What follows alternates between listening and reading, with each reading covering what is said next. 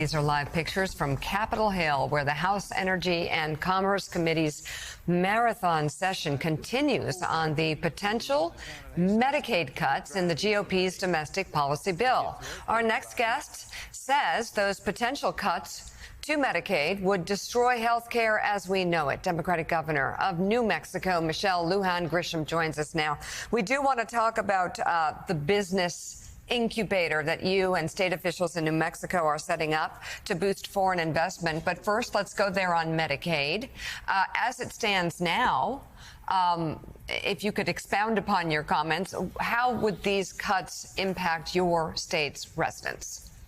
Well, let's be clear that Medicaid and then the federal program for older people, Medicare and Veterans Care and TRICARE, all these systems all together invest in creating hospitals, doctors, providers, and then Medicaid in particular covers those who are sickest, oldest, children, and poorest. So when you rip that money away, 840,000 people in New Mexico are on Medicaid.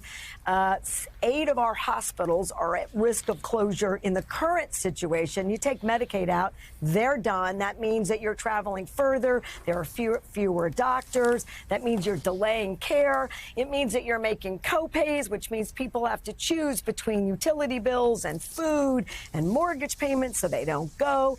It really unravels that cornerstone of protection for the people who need it most. And I want to just repeat that. Children, seniors living in nursing homes, disabled veterans, disabled adults, and the working poor. It makes no sense. We ought to be looking at how we make our healthcare system more affordable all the way around, have higher quality, and look at ways to navigate it so that it's not so bureaucratic. Governor, you are governor of New Mexico, and you're also a Democrat. The fact that the debate has been around the Democratic Party, who's woke, who's not, who's young, who's old, how do we get the message out to voters, what you're talking about there's some real everyday problems for voters that you just laid out? That if Medicaid is cut, less known lesson of Medicare and others, we're talking about real people and real suffering who could care less who's young or old or who's woke or asleep, but that this is real life-changing stuff for people that will suffer. Well, I'm doing it right now, and I'm going to urge you and every other person in a position to talk about these issues, to invite more guests, call your member of Congress. These are not new debates about Medicaid, and every time this happens, people lose coverage, health care costs go up, people with private insurance get less, pay more. This is really about protecting your family, right? People want dignity at work, they want meaningful wages, and they want access where healthcare companies can't just indiscriminately choose to throw you off or not, or to cover a particular aspect of your care. These are fundamental aspects of quality of life for American families and for New Mexico families. And I think we all should gear up to really lay the case and to make sure that members of Congress, who I think are feeling heat about this, well, you talk to moms about whether or not you can get care for your child who's suffering with a chronic disease or cancer.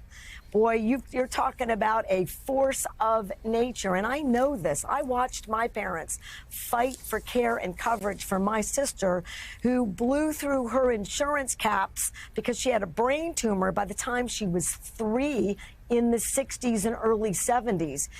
This is life or death, an incredible hardship, and also costs families, which means we aren't building an economy that works for every American, every New Mexican. Yeah. And again, it impacts everybody, whether you're in urban centers, rural, whether blue state America, red state America. Medicaid has a massive impact on the healthcare systems all across the country.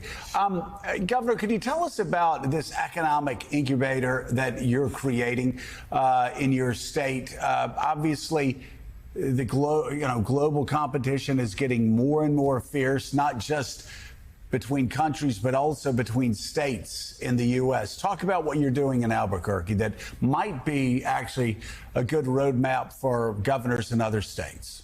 Well, thank you. We announced yesterday at Select USA, which is a effort by the Department of Commerce, happens every year to bring international partners and companies and talk to them about investing in America. And based on a trip I took to India last year, we have both African and India private sector companies that are going to come together in kind of a hub or an incubator. They're going to bring 4 or 5 employees each. It's 7 different companies ranging from high tech to ag and water innovation. And we're going to remove all of those difficult barriers, right? So instead of just a navigation tool, it's a launch pad to their success. So we deal with HR issues and tax issues and incorporation issues and HR issues. We also lend a hand to make sure that the benefits and opportunities and investments the state makes for private sector investments occur. So it's inviting foreign direct investment. It's reshoring innovation, ideas, manufacturing back into the United States and creating a one-of-its-kind effort to make sure that they successfully can relocate or expand into the U.S. All right. Democratic Governor Michelle Lujan Grisham of New Mexico. Always good to see you, and thank you for being on the show this morning. Thanks, Mika. Thanks, Joe. Yeah.